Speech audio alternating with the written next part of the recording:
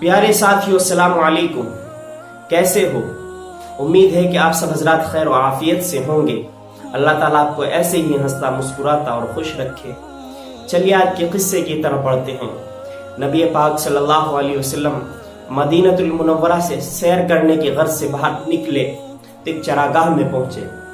وہاں پر ایک قافلے کے سرخ رنگ کے اونٹ چر رہے تھے۔ اللہ کے رسول صلی اللہ علیہ وسلم کو ان میں سے ایک اونٹ پسند آ گیا۔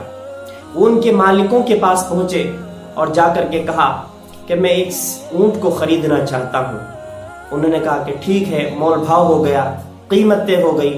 اللہ کے رسول صلی اللہ علیہ وسلم اس کی زین پکڑ کر کے اس اونٹ کو اپنے ساتھ لے کر کے اور ان کو کہا کہ میں اس کی قیمت تمہیں بھیج دیتا ہوں، کیونکہ میں یہاں تجارت کی غرض سے نہیں آیا تھا اور اس اونٹ کو خریدنے کا میرا کوئی ارادہ نہیں تھا، لیکن میں گھر جا کر کے، میں مدینہ المنورہ جا کر کے تمہیں اس کی قیمت بھیج دیتا ہوں۔ یہ حدیث بخاری شریف میں لکھی ہوئی ہے کہ اللہ کے رسول صلی اللہ علیہ وسلم چلے جا رہے ہیں۔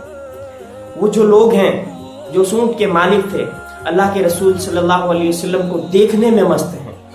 اللہ کے رسول جب ان کی آنکھوں سے اوجھل ہو گئے تو ان میں سے ایک دوسرا آپس میں باتیں کرنے لگے اور پوچھنے لگے کہ کیا تم اس شخص کا پتہ جانتے ہو؟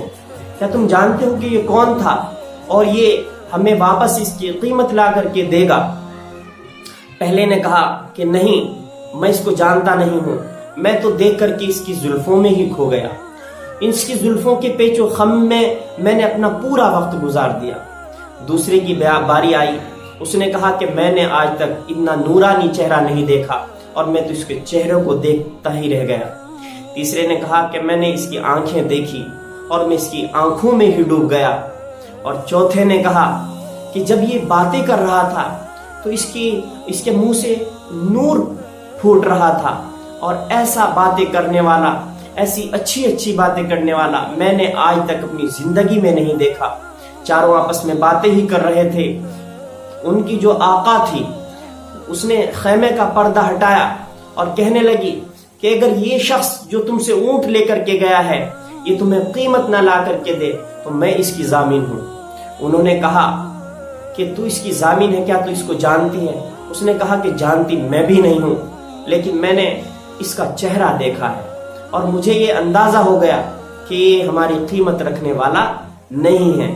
پیارے ساتھیوں، اللہ کے رسول صلی اللہ علیہ وسلم نے کچھ وقت کے بعد بہت ساری کھجوریں ان کی خدمت میں دی اور یوں پیغام بھجوایا کہ تمہارے اس اونٹ کا بدل ہے، اس کی قیمت ہے۔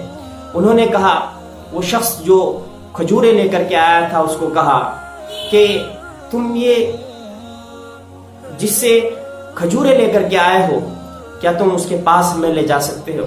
انہوں نے کہا کہ کیوں؟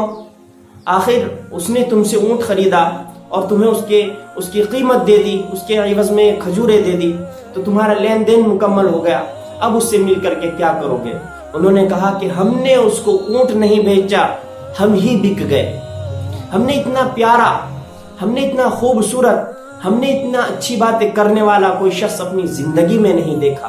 کیا یہ محمد رسول اللہ صلی اللہ علیہ وسلم ہیں؟ اس شخص نے کہا کہ ہاں، واقعتاً تم صحیح ٹھکانے پر پہنچے ہو اور صحیح بات نے آپ کے دل میں گھر کیا ہے۔ پیارے ساتھیوں، وہ ان کی مالکین بھی اور وہ پورا قافلہ اللہ کے رسول صلی اللہ علیہ وسلم کے پاس گیا اور جا کر کے دین اسلام کی جو دولت تھی اس سے سرفراز ہوا۔